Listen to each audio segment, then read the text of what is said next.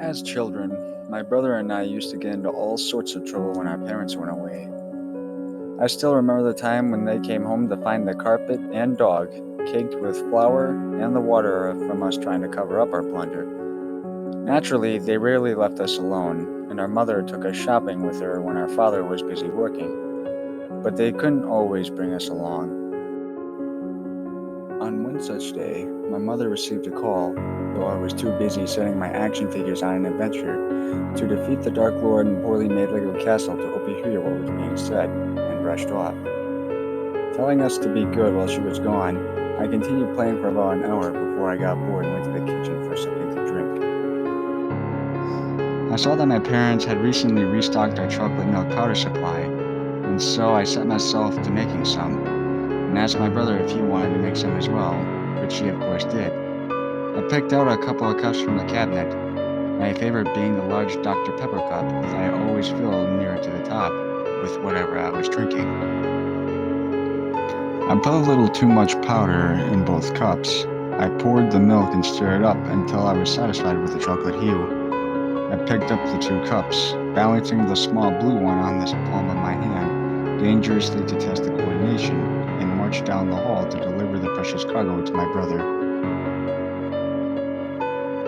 As my brother was far more conservative with his drinks and food than I picked out a small blue cup with a yellow smiley face on the side for him.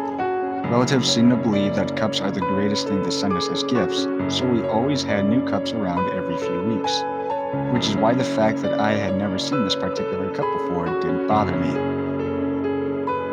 He was sitting on his bed, reading a picture book. I think it might have been about Clifford, when the dog was laying at his feet, looking at me with that raised eyebrows look that dogs do without lifting their head. I set the cup down on a little table beside his bed, and went up to the living room to watch Ben 10 and enjoy my chocolate milk. A few minutes later, I heard the dog barking harshly, the kind of bark that you can instantly set apart from when they're barking at a car or another dog. So I jumped up and ran back to my brother's room. The dog was holding the cup in its mouth, trying to pull it away from my brother, or so I thought. So I walked over trying to figure out what was going on, only to freeze completely upon seeing what had happened. Stretching out of the cup was a full-sized human arm, its hand gripping my brother's face. For a few seconds, I just stood there, confused and terrified, unsure of what to do. But when I saw the arm pull my brother closer to the cup, my instincts kicked in, and I grabbed him, desperately trying to pry him out of its grip. The dog and I tugged on the opposite sides trying to free him, whining and crying as we did so. But nothing we did seemed to make any difference as the hand pulled him closer to the cup. It only took a few minutes for him to reach the cup, and when he did, his head went inside of it. Neither the cup nor his head deformed in any way. It just pulled him in as if it were bigger than it was. We redoubled our efforts to free him, but it was too late. The cup drew him fully soon after, and we were left with an empty cup. The dog frantically sniffed the cup and whined.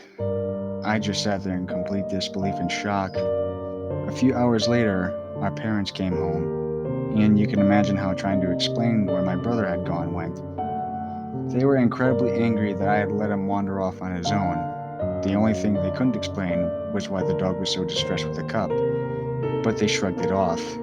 I can't say I blame them. I wouldn't believe myself either. I did not know what to do with the cup. On one hand, it was dangerous, but on another, my brother might escape. But I couldn't risk the rest of my family on such a small hope, so I buried the cup in the backyard. My parents spent the next few months searching for my brother, but of course, did not have any luck. We moved soon after, and they eventually recovered. I never did recover. I don't think it's possible to recover from something like that.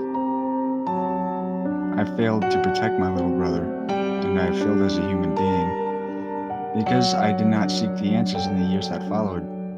I did not want the answers. I was far too scared of the truth. I pray to God that cup stays buried, but I have to wonder, how did the cup even get there in the first place?